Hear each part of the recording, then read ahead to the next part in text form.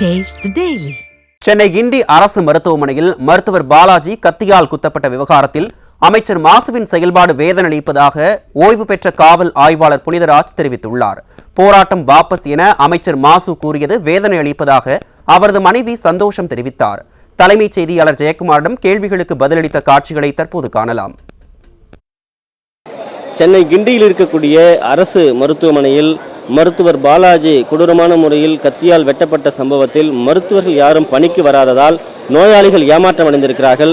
சிகிச்சைக்காக வந்திருக்கக்கூடிய வயதான பெண்மணிக்கு மருத்துவர் இல்லாததால் வெளியே வேதனையோடு நின்று கொண்டிருக்கிறார். அம்மா, நீங்க எங்கிருந்து வரீங்க? என்ன நடந்தது? மருத்துவர் இருக்காங்களா இல்லையா?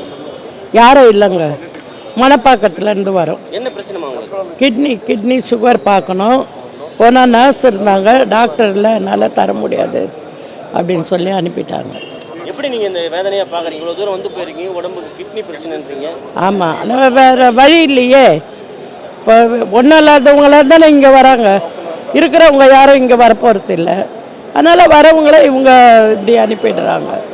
அதனால் போலீஸ் இருக்குது, துப்பாக்கி ஏந்திய போலீஸார் நிற்கிறாங்கன்னு சொன்னாங்க.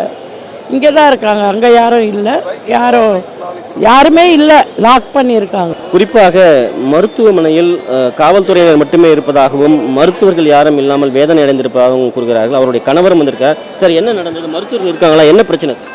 இன்னைக்கு ஸ்ட்ரைக்குன்னு சொன்னாங்க. ஸ்ட்ரைக் இருக்குன்னு எங்களுக்கு தெரியும்.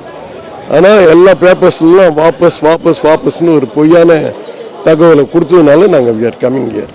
குறிப்பாக இங்கு இருக்கக்கூடிய இந்த நோயாளிகளுக்கு போதிய சிகிச்சை இல்லை என்பதும் மருத்துவர்கள் இல்லை என்பதும் அவர்கள் வேதனையோடு பகிர்ந்து கொள்கிறார்கள்.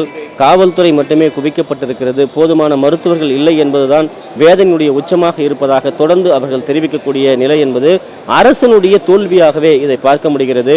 போராட்டம் வாபஸ் என்று சுகாதாரத்துறை அமைச்சர் நேற்று தெரிவித்து அதையெல்லாம் ஊடகங்களில் வெளியாகி இருக்கிறது. இப்படி முன்னுக்கு பின் தவறான ஒரு செய்திகளை கொடுத்துவிட்டு இன்றைக்கு மருத்துவமனைகளில் மருத்துவர் இல்லை என்பதை எப்படி நாங்கள் வெளியில் சொல்லுவது? வேதனையாக இருப்பதாக அந்த பாதிப்படைந்து வந்திருக்கக்கூடிய பெண்மணி, அவருடைய கணவர் வேதனையோடு பகிர்ந்து கொண்ட அந்த வேதனையை நம்மால் பார்க்க முடிகிறது. எனவே இது போன்ற ஒரு விஷயங்களில் அரசு சுகாதாரத்துறை நியாயமான அளவில் இருக்க வேண்டும் என்பதுதான் இந்த மக்களுடைய எதிர்பார்ப்பாக இருக்கிறது. நியூஸ் ஜே செய்திகளுக்காக ஒளிப்பதிவாளர் சுபாஷுடன் ஜெயக்குமார்.